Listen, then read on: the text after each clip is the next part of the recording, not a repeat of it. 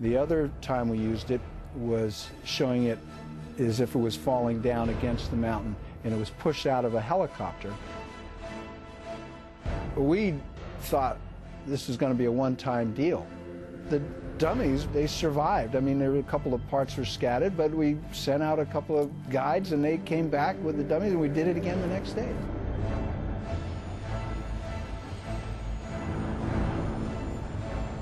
Before the actual climb, there was a tremendous amount of tension through the whole camera crew and certainly in the cast. And we had the context that John's dad was killed when his rope broke. Well, about 3 days before our team actually began their ascent, the riggers were up on the north face and found a rope that had been similarly cut by our falling rock. And when they brought that down at the end of the day, it did not set a very promising tone for the shoot. It was scary. It was a really dangerous situation, and yeah, must be really careful on this phase. After waiting over 3 weeks, Robert has looked at the forecast, and the good weather should last for the 3-day climb before the next storm comes in.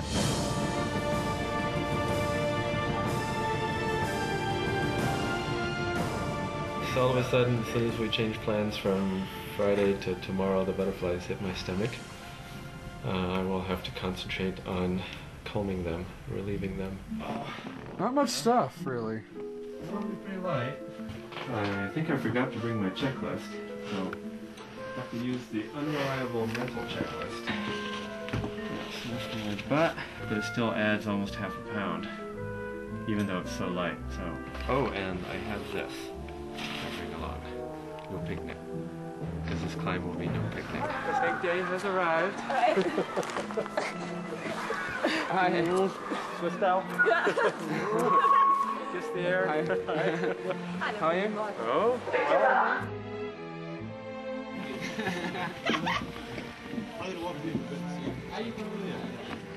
What we did with this climb is we wanted to capture every single moment of the climb. So what we did is we got these digital recorders, and we hooked up these helmet cams, little lipstick cameras put on the side of the helmet, so we can capture every minute of the climb. That was so cool to be there, because you feel like you're with them. It's hard to find the best way, but yeah. Where's my mouth?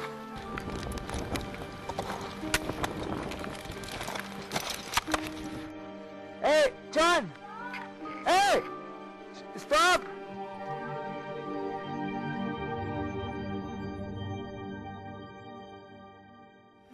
That's Daddy and Daniela. They're climbing right next to each other. Daddy and Danielle are on separate rope, and they've got a belay set up right in between them.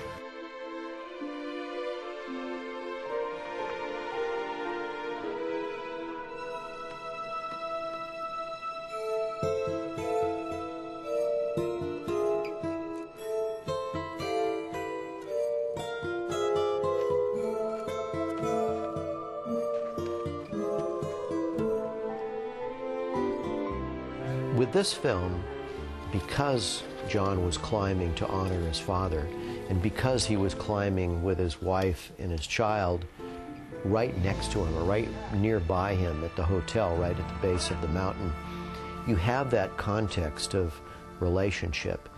We tried with, for example, the radio communication from John down to Adele and Sienna to capture the live aspect of the event as it was actually happening. Did you get the note that we put in your backpack? Oh, I saw a little note there, but it's been so busy on the ledge here that I haven't read it yet. Let me open it just a second. We put a note in his backpack. Oh. And we were waiting for him to get the note out to read it. I just found the note. It says, "Dear Daddy, we'll be thinking of you as you go up the mountain. Who knows, we might have something different for breakfast."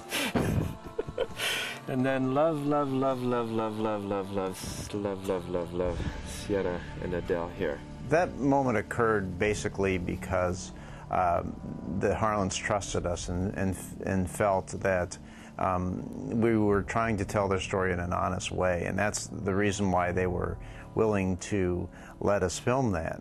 And I think that comes across as being real on the IMAX theater screen. It's something that's hard to do with an IMAX camera because the camera is big and bulky.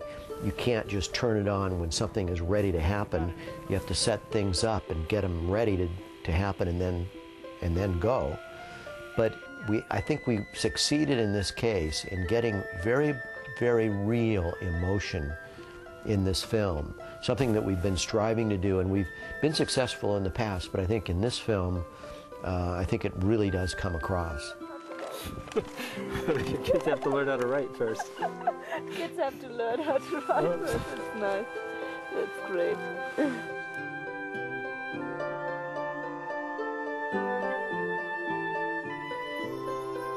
If you spend the night on the mountain, you're a part of the mountains. And that's a wonderful feeling. The only thing I don't care for so much is these pre-dawn starts. It's always so hard to get going. Instead of carrying much water, we will be carrying fuel. And then the fuel is much lighter than water, and fuel is used to melt snow into water. So that way we have not exactly unlimited, but a lot more available than we'd be able to carry, and it's heavy. Not really, but...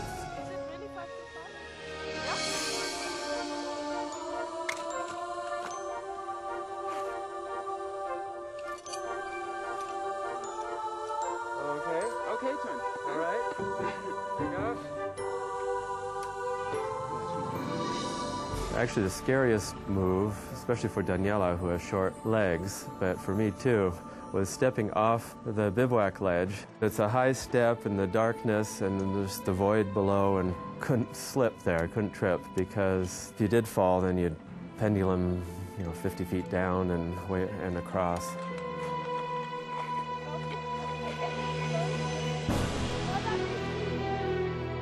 In the morning of the second day, we started off and Robert just scrambled off the Japanese ledge, and then it was my part to go off, and I saw this big gap, and I saw if I jump down there or if I trap myself and fall down there, it would kill me.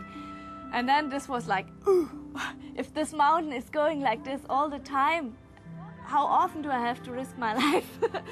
So this was when I really got scared, and it was all dark still, and then I thought, oh no, perhaps I go better back.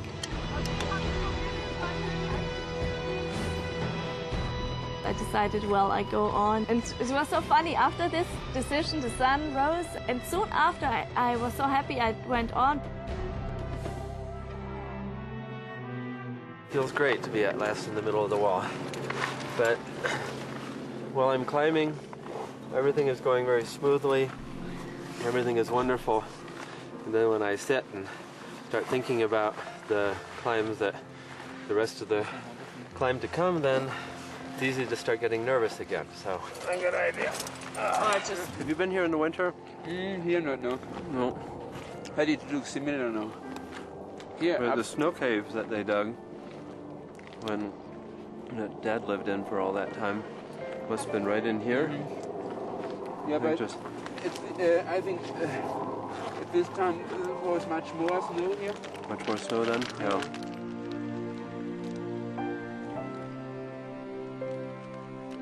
So I hope I won't have my confidence burst up here in the future, but things look very good right now.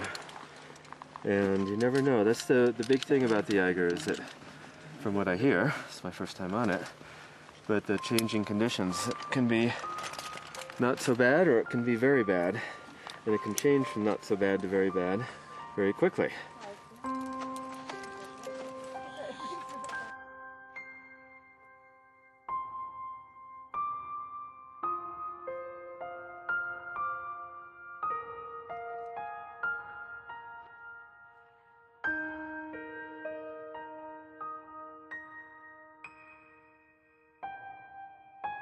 with John and Sienna. I'm trying to be supportive and not show the worry and the stress part. I don't want this to be any more difficult for Sienna than it needs to be. For us, I think we'll all be very happy when the climb is over.